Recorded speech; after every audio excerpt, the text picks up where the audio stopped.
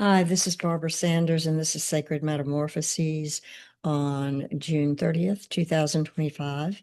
And though I love conversing with other people about their healing practices and artistic and creative pursuits and about their lives and how they've grown to be who they are, I also started this channel in order to share some things of myself and also to read. And I've talked with the people who publish Alana Fairchild's work, but today I'd like to read just one oracle card from the Rumi Oracle deck by Alana Fairchild. And I find her to be wonderful in her descriptions of what she reads from the Rumi quotations that she cites. And today I drew this card, number 22, which is the lion and the deer. And she has beautiful artistic work in here. But I was so moved when I read this that I just wanted to read it online and share it with you if you're interested in hearing it. So I'm going to read. It probably will take 10 minutes or less. Called The Lion and the Deer.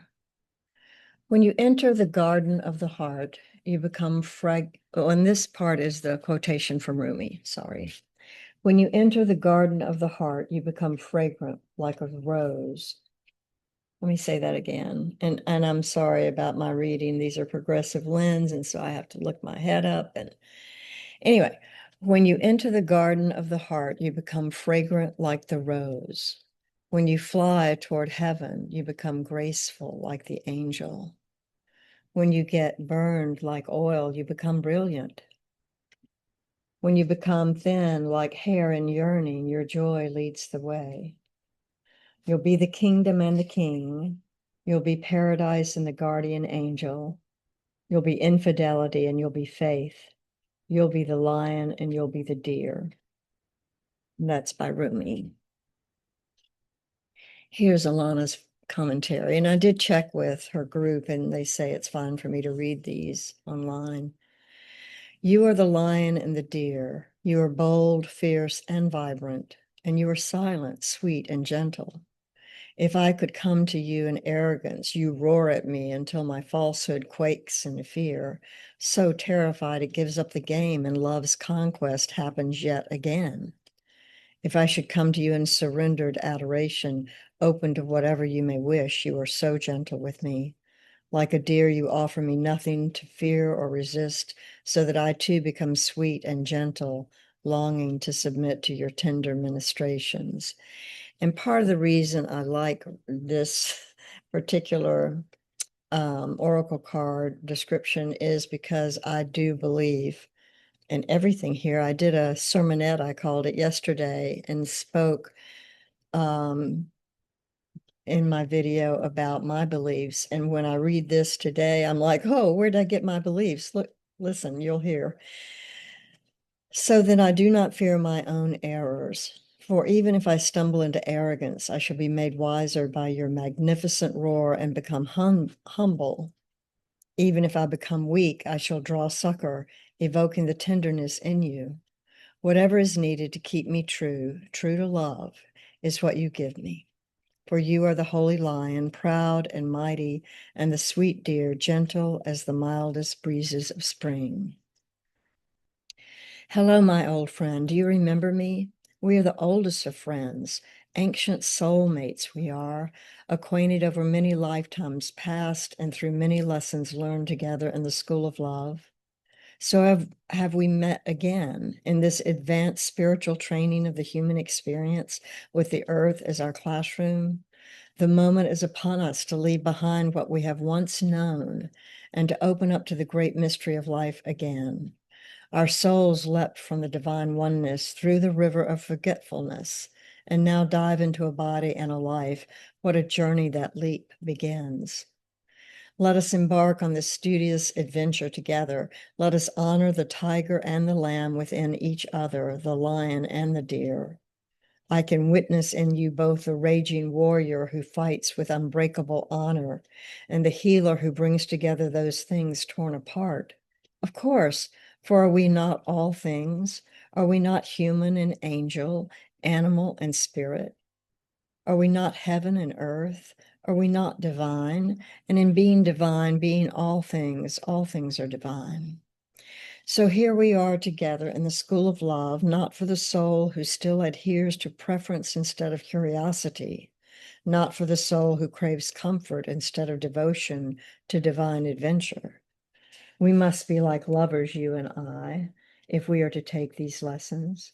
We must be willing to become mad with passion, crazy enough to chase the great beloved, even if that means forgetting who we are for a time, to have the sacred delight of rediscovery, breaking some rules and looking like fools. Well, what could be greater than becoming a fool for love?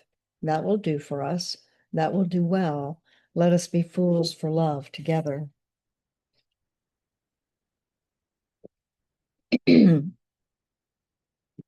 So shall we become study mates? I like that. So shall we become study mates? We'll recognize each other even in all our varied garbs, bright or sombre, wild or gentle. We'll become the most enthusiastic students in the school of love, urging each other on to even greater feats of passion and devotion. How shall we outdo each other in grand gestures and our unwavering commitment? This oracle brings you a special message. You are rediscovering a part of yourself that has been lost or submerged underneath more practical concerns. Of course, if practicality is about survival, then learning to be your true self is most essential and practical. All other paths lead to death of the soul. You are asked to bear the chaos of this rediscovery. It may be that talents from this or other lifetimes are reawakened and cause you some discomfort at first, even though it will ultimately bring joy and greater fulfillment. This discomfort may be around how those talents are best expressed, about overcoming shame, guilt, doubt, or other judgments. It may even be about who you are. If you now admit your talent or other emerging personality traits, perhaps what is being unearthed in you now is darker, your sacred rage, refusal to accept disrespect in your life, your inability to tolerate lies and deceptions. Well, then you are the lion and the deer. That is nature. There is to be both in the world. You are not becoming contradictory or hypocritical. You're becoming whole. The guidance this oracle brings you is that you shall prosper most now if you're willing to unbecome what you have believed yourself to be. I'll read that again. You shall prosper most now if you are willing to unbecome what you have believed yourself to be. It was never really true anyway, that view. It was partial at best and just a view, an identity and not a genuine reality. Some of your previous sense of self shall likely come with this transition into the fuller experience of your being, and some of that previous identity shall be shed as far too limiting. It just won't feel true for you anymore, if it ever did. Any crisis or confusion this brings you shall be temporary fuel to ignite the divine fires within. They simmer into life, cooking you from within, bringing all of your flavors, spicy and sweet, bitter and sour, into perfect balance, so that your being, your presence, becomes an exquisite dish served up at a divine feast. You shall become nourishment for the world in perfect balance. Your being will hold all it holds. Let me start that over. Your being will hold all, for it holds all within it. It will deny nothing and become a tonic to feed every taste, every appetite, every hunger, and every deficiency. What an extraordinary, sublime meal you shall be, how your presence shall nourish the world. And it all begins with shedding the either and the or, and recognizing instead the all. With such wild permission for unconditional love, you shall thrive in your beingness and feed the hungry world with a meal complete, satisfying, and exquisite. And now Alana Fairchild gives us a sacred honoring ritual. She says, say aloud, Rumi, who loves me unconditionally, bear witness to my declaration now. I honor the spiritual maturity within me that bestows upon my consciousness this sacred task. I've accepted the fundamental goodness of my being and can now cast aside all notions held of myself and inquire into my wholeness.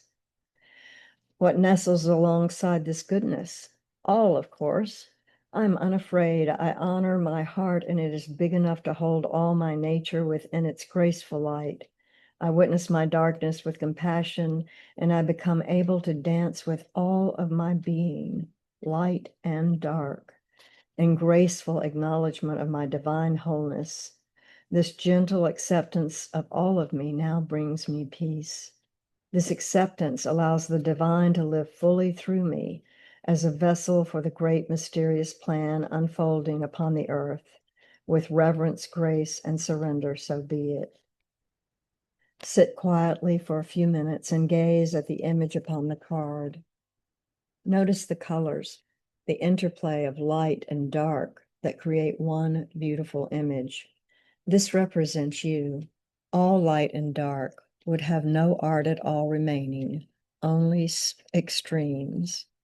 It is in the interplay of light and dark that enables the living art in progress, your soul, to come most fully to life. When you are ready, simply say thank you. You have completed your ritual. And with that, I thank you for listening and take with you what works for you, let go of what doesn't, enjoy your day, and see if you can find loving kindness within you and outside of you and radiate it all around you. Thanks.